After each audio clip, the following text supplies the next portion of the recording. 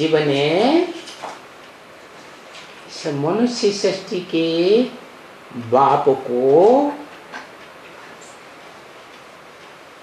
जिसके दो रूप हैं, आत्मभाव और देह भाव, चैतन्य रूप और जड़त्व रूप। तो उस जड़त्व रूप को अपने कंट्रोल में ले लिया, रथ को।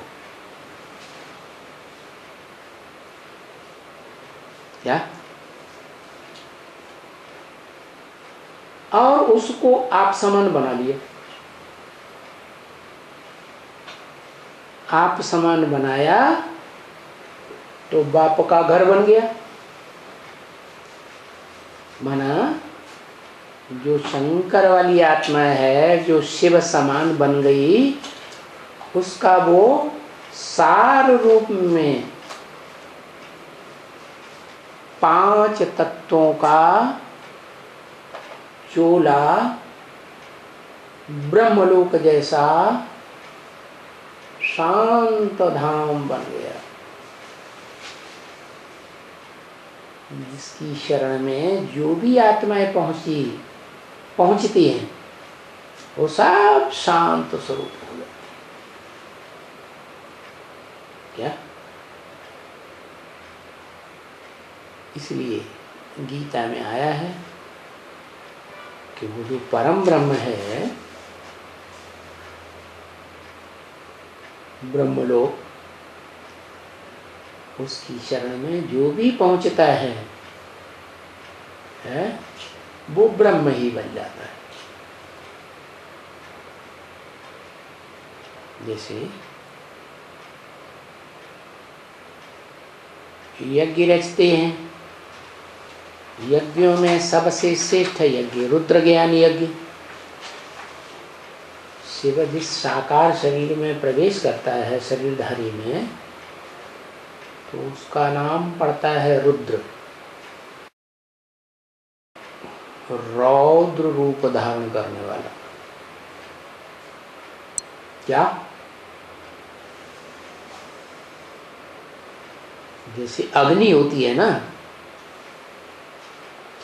भयंकर रूप धारण कर देती है तो सब कुछ राख कर देती है। ऐसे ही वो जो शरीरधारी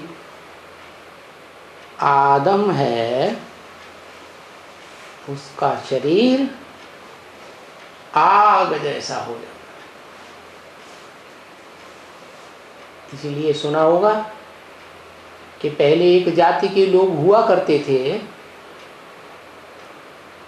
2-2,500 वर्ष पूर्व, जो आग की लाइट को याद करते थे, आग का गोला, उसको कहते थे ये है खुदा।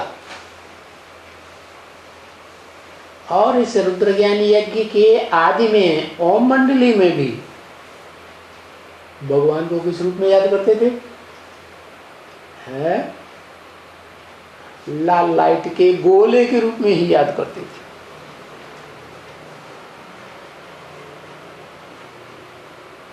बाद में धीरे धीरे पता चला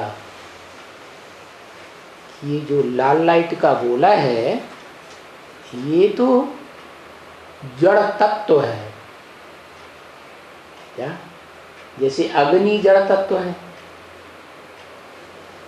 लेकिन तुरिया तत्व बन जाता है। ऐसा तुरिया तत्व जैसा इस षष्ठी रूपी रंगमंच पर कोई भी मनुष्य मात्र का शरीर नहीं होता। क्या?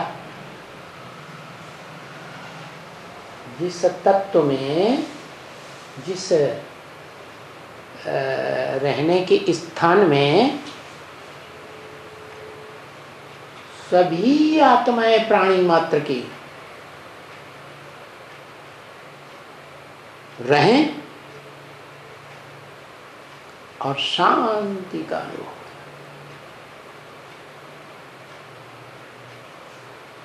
जैसे सारा दिन आदमी काम करता है, थक जाता है, फिर रात में गहरी नींद सुसुप्ति में चला जाता।